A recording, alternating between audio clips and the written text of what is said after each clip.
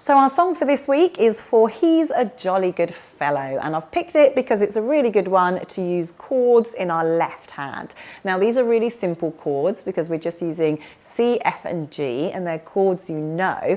But what we need to do this week and what we need to learn to do is play the melody with our right hand and the chords with our left. And we won't be needing to read sheet music with our left because we're just going to have the chord symbol above the lyrics. And this is what you see when you're playing from something called a lead sheet. It gives you the melody and it gives you the chords, and you're expected to do the rest yourself. So we're going to do this now in the most simplest of forms, a simple melody in our right and the chord in our left. So let's take a look at For He's a Jolly Good Fellow. Okay, so here's the music for Jolly Good Fellow, and this is called a lead sheet. So it gives us the right hand melody and it gives us the chords that we're going to play in our left hand. So we don't actually need a stave for the left hand. We don't need the bass clef stave because we're just going to play the chords. Now, if we take a look at this piece of music, the right hand melody looks pretty simple. These are all notes you've learnt before, so no problems there. You can learn that. The time signature is in 3/4, so this means there are 3 beats to each bar. And in that very first bar of line 1, we can see that there is a half note rest. So for the first 2 beats of that bar, we play nothing, and we come in on the C on the 3rd beat. So the first thing we need to do is work out what these chords are. Now in this whole piece of music, there's 6 lines of music. There are 3 chords that we're playing. There's the C major chord, the F major chord, and the G major chord. Now they're not minor chords because there's no little m. See, these are all major chords and very simple to learn using your big small technique. So let's have a look. Pop the little finger on the C, and then our big small is 4 half steps followed by 3 half steps. So 1, 2, 3, 4, followed by 1, 2, 3. There's our C major chord. The next is F. Now what we're going to do is we're going to go down to F. We're not going to go up to F. You could go up to F, but if you do this, your fingers might start crossing over each other. You're not sure where the melody's going here.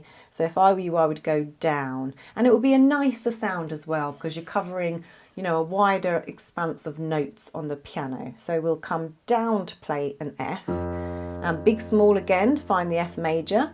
1, 2, 3, 4, 1, 2, 3. There it is. And then the G major is just up 1. So same again. 1, 2, 3, 4, 1, 2, 3. There's your G major. So the 3 chords in this piece are a C major, an F major, and a G major. And the only other thing you need to know about this piece of music is in line 4. So these are the last 3 lines, lines 4, 5 and 6. In line 4, we're going to move to an E in our right hand in the melody. But instead of playing it with our 3rd finger, we're going to play it with our 2nd. And this is because we need to go a bit higher in line 5. So we're going to need to stretch a bit more. So do follow this fingering because otherwise you'll get in a bit of a muddle. So start with your 2 finger on that E in line 4. And the other thing to remember is keep that chord held down in the music until it tells you to change it. So in line 4, you play a C for the first 2 bars, then you move to an F. In line 5, for the first bar, you just keep on holding that F down, and then you move it to the G in the middle bar.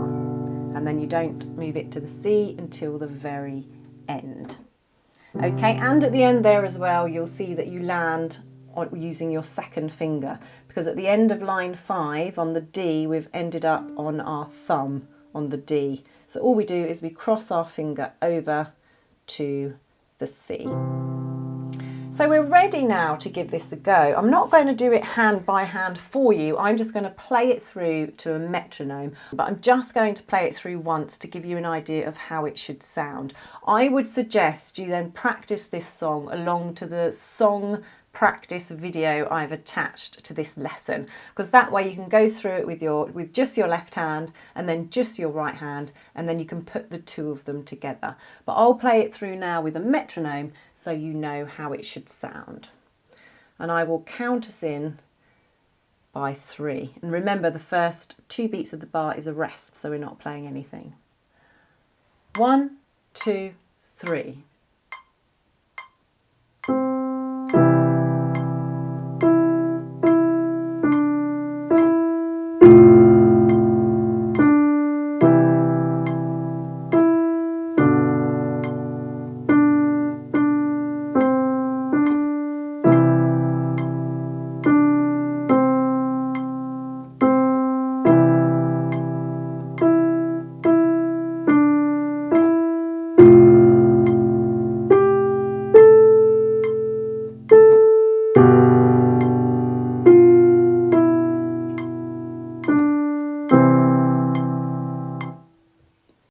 So I've added For He's a Jolly Good Fellow into your practice plan this week, along with the G major scale in both hands and the exercises about intervals and the big small technique. And have a lot of fun with the big small technique this week. Please do go and find some songs and give the chords a go. Half of being an excellent musician is listening to music and trying to work out what they're doing, emulate it, and then put it into your own style. Well, happy practicing this week. Next lesson, we are going to be looking at the D major scale. So this is a new scale using 2 sharps. We're also going to be having a look at the rest of the stave and the notes on the stave. So this is where the notes go off the stave. So you have to start using ledger lines.